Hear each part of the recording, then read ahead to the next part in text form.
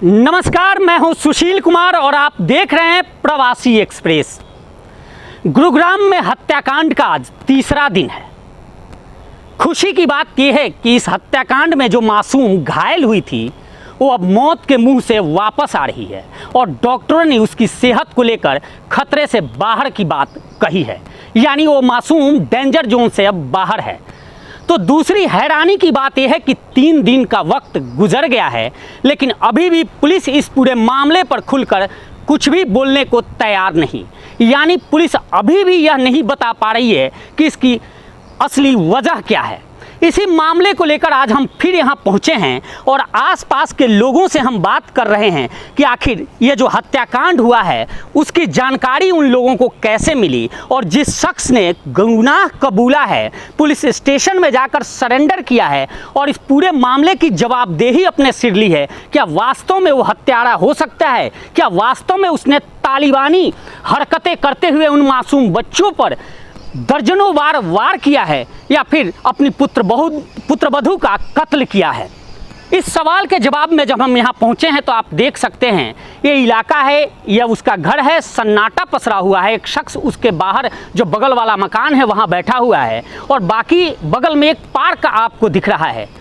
आपको जो बताने जा रहा हूँ वो जानकर हैरानी होगी कि जो शख्स पुलिस में जाकर सरेंडर करता है करीब 6 बजे सुबह में और वो कहता है कि उसने अपने घर में करीब 5 हत्याएं की है, जिसमें 4 किराएदार शामिल हैं और एक उसकी पुत्रवधू है। पुलिस उसके बाद मौके पर पहुंचती है और पहुंचकर उसमें एक बच्ची मासूम जो जीवित थी उसे अस्पताल में भर्ती कराती है, जबकि 4 बॉडी को पोस्टमार्टम के लिए भेजती है। लेकिन अब यहाँ एक चौंकाने वाली बात है कि वो शख्स सुबह 2 से 3 बजे के करीब में यह घटना हुई है और मान लेते हैं उसकी बात को, जिस तरह उसने पुलिस में कबूल किया है कि उसने यह हत्याएं की है किसी स्पेसिफिक कारण की वजह से। लेकिन अगर उसने हत्याएं की तो उसके बाद जो लोग बता रहे हैं कि वो शख्स घर से निकला है और जैसा कि डेली का उसका दिनचर्या होता है वो घर से बाहर निकला है हत्या करने के बाद और इस पार्क में पहुंचता है, जो पार्क आप स्क्रीन पर देख रहे हैं। इस पार्क में पहुंचकर जिस तरह से वो रोजाना इसमें पानी देता था, टंकी पानी का जो दिख रहा है इसको भरता था और पौधों को पानी देता था, सैर करता था और उसके बाद वहाँ जो चाबी पार्क, चूँकि ये लॉक रहता है, आप देख सकते हैं जो अभी लॉक लगा है ये उस वक्त भी लॉक वो करता है और लॉक करके चाबी अगर उसको कहीं बाहर जाना होता है तो वो चाबी एक शख्स का घर है जिसके यहाँ वो जाकर टांग देता है और उसके बाद वो कहीं चला जाता था। इस मामले में भी 3 दिन पहले उसने यही किया कि हत्या, वो जैसा कि वो बता रहा है कि हत्या उसने किया, उसके बाद इस पार्क में पहुंचा, अपनी दिनचर्या फॉलो की और उसके बाद कपड़े बदलकर वह थाने में जाता है। कहीं ना कहीं यह बात हास्यास्पद दिखता है। आपको पहले सुनवाते हैं उनके जो शागिर्द हैं राजपाल जी, ये भी फौजी हैं और उनका बिल्कुल बगल में ही मकान है, वो रहते हैं और पिछले 5-10 साल से उसके साथ हैं। आइए सुनवाते हैं इन्हीं की जुबानी कि किस तरह से पूरी घटनाक्रम हुई है। सर एक बार नाम बता दीजिए अपना। मेरा नाम है जी राजपाल। राजपाल जी, आप पड़ोसी हो? हाँ राय बिल्कुल। सिंह जी के। हाँ जी। क्या व्यवहार था, क्या नेचर था? इनका नेचर तो साहब बहुत ही पोर्टली, मतलब कि इतना अच्छा स्वभाव था उनका कि सबसे मिलनसार। कोई भी जैसे पार्क या इस इलाके राजेंद्र पार्क में कोई काम होता था तो उसकी सलाह जरूर लेते थे, यार क्या काम करना है, और वो आगे रहता था। अच्छा आदमी था। आप भी फौजी हो? भी फौजी। कितने सालों से साथ था आप दोनों का? मेरा तो अभी 4-5 साल से उसके साथ था। अच्छा, क्या दिनचर्या रहती होगी? उसकी दिनचर्या बहुत बढ़िया थी। सुबह 4 बजे उठने वाला, सुबह 4 बजे तो यहाँ इस पार्क में आ जाता था वो। अच्छा। और हम तो उसको मना कर दे, हम 4 बजे नहीं उठेंगे भाई, हम तो अभी आराम से उठेंगे 7-8 बजे अपने। और वो शाम को जल्दी सोता था, जल्दी उठता था। बहुत अच्छा आदमी। जो परसों जिस दिन घटना हुई, हाँ, उस दिन की क्या दिनचर्या रही होगी? उस दिन की भी दिनचर्या उसकी वही थी। अच्छा। हाँ। आपके पास कितने बजे आए थे? मेरे पास तो वो 5:30-6 बजे के करीब वो इधर से आया, पार्क खोलता था, पानी वानी भरता था, इसमें टंकी में पानी वानी भरा। भरने के बाद में वो इधर, मेरा गेट तो बंद था, इधर चाबी टाँग गया। अच्छा, आपसे मुलाकात नहीं हुई? न, मेरे से मुलाकात नहीं हुई। तो पहले भी चाबी टांगते हाँ, थे? पहले भी चाबी टाँगते था। जब भी कहीं जाता था वो तो या तो चाबी नहीं टाँगता था, खुला छोड़ जाता था, वहीं चाबी छोड़ देता था। तो वो या तो फ़ोन करके बता देता, यार राव साहब मैं कहीं जा रहा हूँ, बंद कर देना पार्क को। और पानी वानी भर देना इनमें, पेड़ वेड़ों में कहीं पाइप वाइप लगा रखे तो उसको हटा कर रख देना, बस यही उसमें। तो परसों भी जब ये घटना हुई, हाँ। जैसा कि पुलिस भी बता रही है हाँ। कि घटना के बाद फिर वो आए थे यहाँ पे, यहाँ आए हैं पार्क के अंदर में, वो पानी उन्हें दिया है? पानी दिया है। अच्छा। पानी ये टंकी भरा है उसने पानी की। अच्छा। हाँ। मतलब आधे घंटे यहाँ टाइम लगाया? हाँ, टाइम लगाया उसने, पानी भरा है उसने। आप उनके साथी हो, 4-5 सालों से बात कर रहे हैं, और फौजी आप भी हो।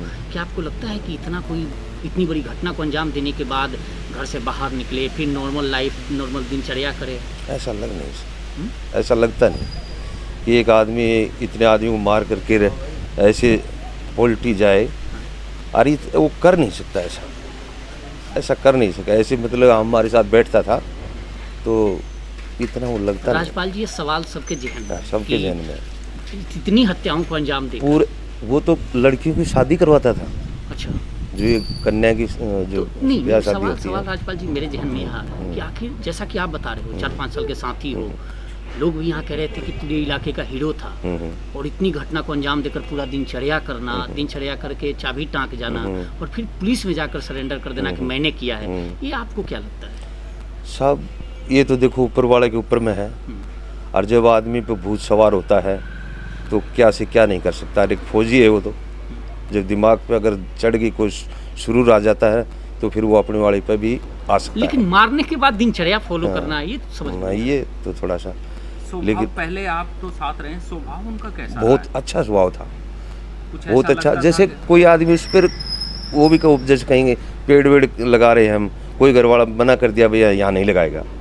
अच्छा राजपाल जी, तो ये भी हो सकता है कि जैसा आप बता रहे हो कितना अच्छा स्वभाव का आदमी, जो छोटी बच्चियों के साथ, 3 साल 7 साल के बच्चियों के साथ किसी ऐसा कर नहीं सकता वो सब, ऐसा नहीं कर सकता। तो क्या ये भी संभव है कि किसी और ने किया हो और घर का मामला हो तो अपने आप कहीं वो ले ले? हाँ, हो सकता है किसी और ने भी किया हो, या उनका मियाँ बीबी का, मान लो आपस में झगड़ा हो। जब कोई ये हम देखो ये बातें सुन रहे हैं तो आप तो पत्रकार हैं भाई, क्या से क्या हो सकता है भाई, वो अपने आप भी खुद कर सकते हैं या क्या किया उनको तो भगवान ही जाने, ये ऊपर वाला। एक राजपाल जी, एक सवाल लास्ट में मैं पूछूंगा, क्या आपको लगता है 4-5 साल से आपको कि वो शख्स चाहे कितना भी शुरू हो जाए, एक फौजी जो देश के लिए समर्पित होते हैं, आप भी हो, इन छोटे बच्चियों पे इस तरह से इतना वार, 62 वार कर सकते? इतना वार नहीं कर सकता। और वो भी आप लोग जैसे बता रहे हैं टीवी पेपर वगैरह में आ रहा है भाई इतना वार, तो असंभव काम है।